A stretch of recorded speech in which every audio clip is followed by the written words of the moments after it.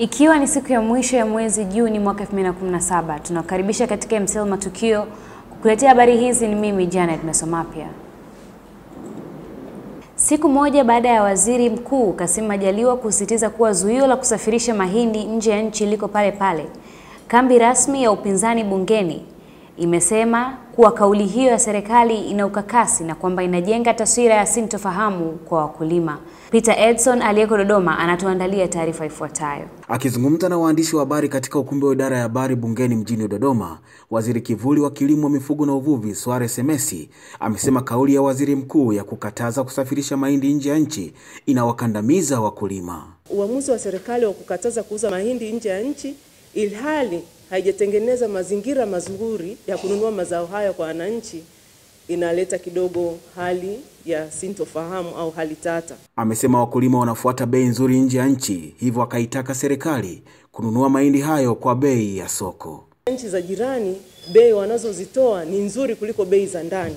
Sasa ni wakati mwafaka sasa serikali baada ya kusema kutoa katazo waweke bei rafiki ya soko letu la ndani, watumie taasisi yetu, chombo chetu cha NFRA, wanunue mazao haya. Wakizungumzia suala hilo, wabunge wa kambi rasmi ya upinzani bungeni wanaeleza serikali kweli kama na nia njema kama alivyoongea Mheshimiwa Waziri hapa Kimvuri, waweze kununua mahindi kwa bei ya soko, kwa bei nzuri.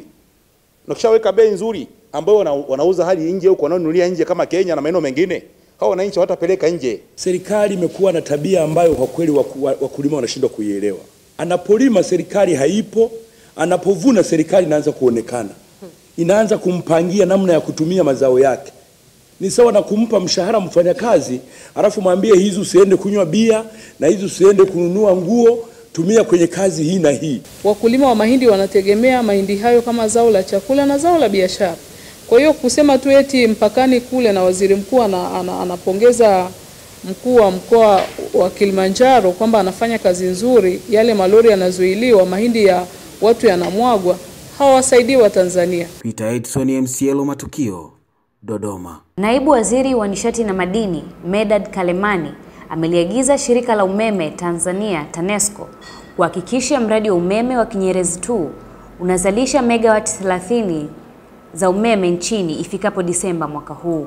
Kalemani amefanya ziara ya kushtukiza katika mradi huo leo asubuhi ili kujua hali ya utendaji. Amesema taarifa aliyopewa tangu alipowasili ni kuwa mradi huo utazalisha megawati 240 utakapokamilika mwakani, ila uzalishaji wa megawati 30 unapaswa kuwa umekamilika ifikapo Disemba mwaka huu. Pia tumetembelea mitambo yote. Sasa nichukue nafasi hii kuagiza TANESCO na hasa TANESCO mkandarasi pamoja na supervisor engineer. Sasa baada ya kusikiliza presentation zote mbili, miradi yote miwili, nimejiridhisha kwamba kuna kazi inaendelea. Lakini kuna mambo ya kufanya lazima tuyazingatie. Kwanza kabisa nitaka spidi kubwa ya kuzalisha umeme. Muondoko wetu wa sasa ni kwamba tunazalisha umeme wa kutosha haraka iwezekanavyo. Na hiyo ndio maelekezo ya kwanza kwa MD pamoja na wakandarasi. Naye mkurugenzi wa TANESCO Tito Mwinuka ameomba ushirikiano baina ya serikali na shirika hilo ili kufikia malengo ya agizo la naibu waziri, ikiwemo serikali kuleta fedha kwa wakati. Napenda kuahidi na kuahidi wa Tanzania kwamba TANESCO kwa nafasi yetu tutaendelea kusimamia mradi hii kwa karibu zaidi ili kuhakikisha kwamba yale malengo kuanza kupata umeme wa megawati 30 kuanzia mwezi Disemba mwaka huu yanafanikiwa, na hatimaye tuendelee kuongeza hizo megawati mpaka kufikia mwezi Septemba mwaka kesho tumesha kupata megawati zote 425. John Magufuli kesho Jumamosi anatarajiwa kufungua rasmi maonyesho ya 41 ya kimataifa ya biashara jijini Dar es Salaam. Waziri wa Viwanda, Uwekezaji na Biashara Charles Mujage amewaambia waandishi wa habari leo Ijumaa kuwa tofauti na miaka ya nyuma, shughuli ya ufunguzi itafanyika kuanzia saa 4 asubuhi badala ya saa 8 mchana. Amesema mabadiliko hayo yanatokana na ombi la Rais Magufuli.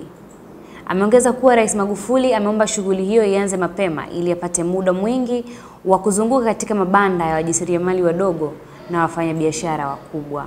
Kwamba wageni wale niliokuwa na wategemea sana ambao nawaita rasmi wameomba waje kuanzia saa 4 kusudi wapate fursa ya kutembea banda moja baada ya nyingine, na shida yao wanataka kuangalia kitu kinaitwa business graduation, kwamba wewe uliye mkubwa kweli ulianza ukiwa mdogo. Unajua kuna watu wengine wakimuona jogoo hawajui kama naye alikuwa kifaranga. Na katika michezo, mbunge wa Mafinga mjini Kosato Chumi ameitaka serikali kuhakikisha kuwa inagharamia wanariadha wanaoshiriki kwenye mashindano ya kimataifa kuanzia wanapojiandaa kimazoezi hadi wanaposafiri, kwani ni njia mojawapo ya kutangaza utalii wa nchi.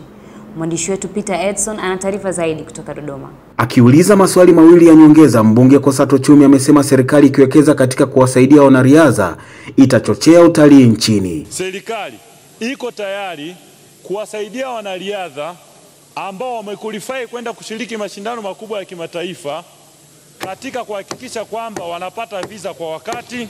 Je, serikali iko tayari kuwagharamia maandalizi wanariadha wetu ambao wanakuwa wamequalify kwenda kushiriki mashindano haya makubwa ambao kwa namna moja au nyingine watasaidia kutangaza taifa letu katika utalii? Akijibu maswali hayo, naibu waziri wa habari, utamaduni, sanaa na michezo Anastasia Wambura anasema wale mawakala au mameneja wao au mashirikisho au pengine vyama, tunavishauri viwasiliane na serikali mapema ili kusudi serikali iweze kufanya mipango na kuwasiliana na maafisa wetu wa ubalozi na kuondoa usumbufu huu ambao wameusema kwamba wakati mwingine unasababisha mtu kuto kufanya vizuri. Lakini hata hivyo tuko katika utaratibu wa kutafuta vyanzo endelevu vya mapato ili kuweza kuwasaidia wanamichezo wote siku za baadaye. Aidha, katika majibu yake ya msingi, Wambura amesema serikali inakamilisha mapitio ya sera ya michezo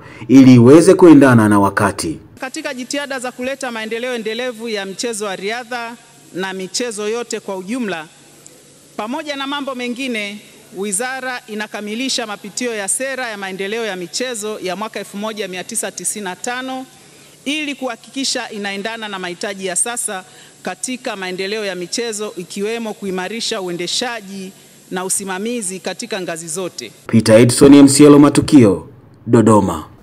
Na huo ndio mwisho wa MCL Matukio kwa leo. Tafadhali nunua magazeti ya Mwananchi, Mwanaspoti na The Citizen ili kupata undani wa habari hizi. Pia tovuti za magazeti hayo na mitandao yake ya kijamii itakupa matukio yote yanayotokea ndani na nje ya nchi.